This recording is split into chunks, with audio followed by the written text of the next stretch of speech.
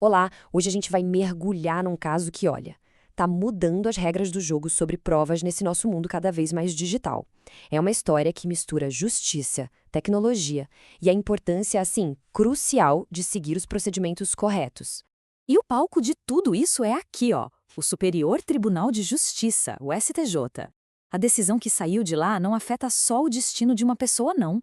Ela cria um precedente que vai mudar a forma como a justiça lida com provas digitais no Brasil inteiro.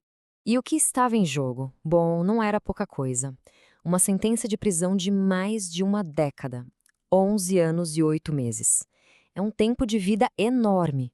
E tudo isso dependia da validade de uma única peça de evidência. A pessoa no centro dessa história toda é Elson Máximo de Moura Júnior. Ele foi condenado por roubo à mão armada a essa pena bem pesada. Só que a defesa dele levantou uma questão tão importante, mas tão importante, que o caso foi parar lá na mais alta corte do país. A pergunta central aqui é até que simples, mas as implicações são gigantescas. Afinal, qual foi a prova exata que foi usada para condená-lo? A resposta nos leva direto para o coração da tecnologia que a gente usa todo santo dia. A evidência principal não veio do celular do Elson, não. Veio do aparelho de um dos co-réus no mesmo processo. E mais especificamente de conversas encontradas no WhatsApp. E aqui está o pulo do gato. A polícia não extraiu os dados originais do celular, sabe? Não fez uma perícia detalhada. A prova que foi para o processo era basicamente um conjunto de fotos da tela. Só isso. Prints das conversas. Isso levanta uma questão fundamental, né? É só a gente pensar um pouco como é fácil editar uma imagem hoje em dia. Será mesmo que uma simples captura de tela, sem nenhuma verificação de autenticidade, poderia ser o suficiente para mandar alguém para a prisão por mais de 10 anos? A defesa bateu o pé, foi firme e clara. Para eles, era inaceitável usar um simples print como prova definitiva.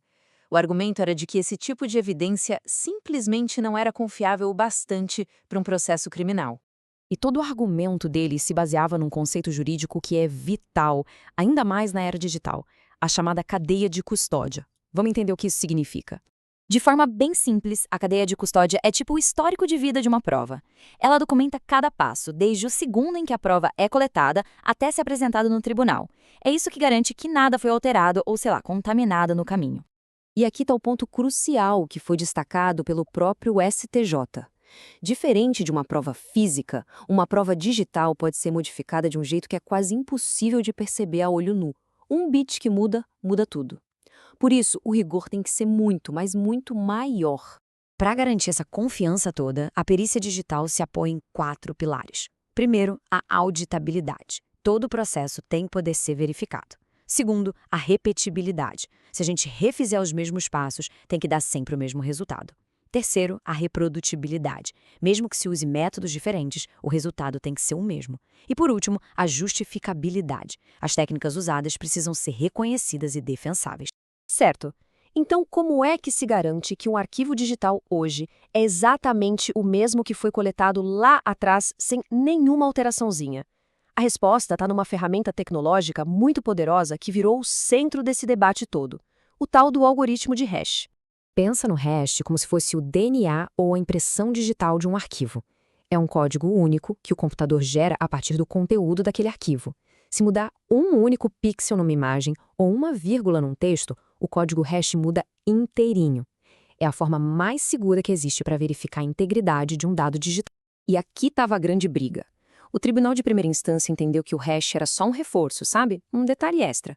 E com isso, jogou para a defesa a responsabilidade de provar que os prints eram falsos.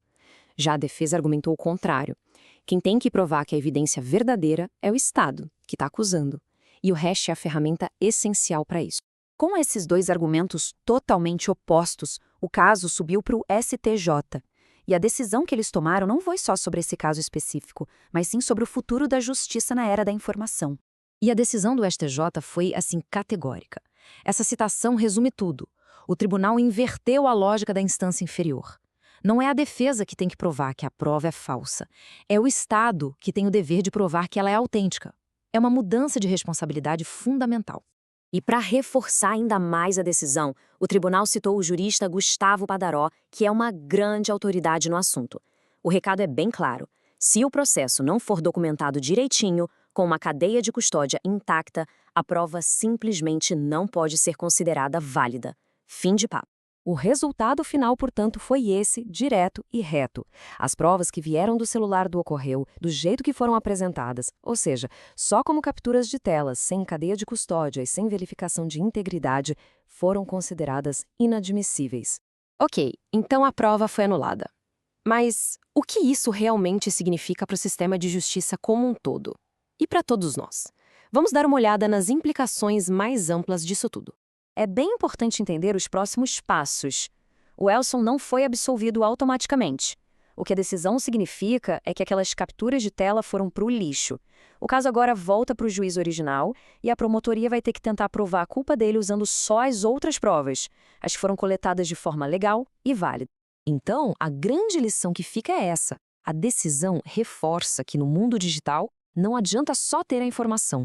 A forma como ela é coletada, guardada e verificada, ou seja, o processo, é tão importante quanto a prova em si para que a justiça seja feita de verdade. E isso tudo deixa uma reflexão importante no ar.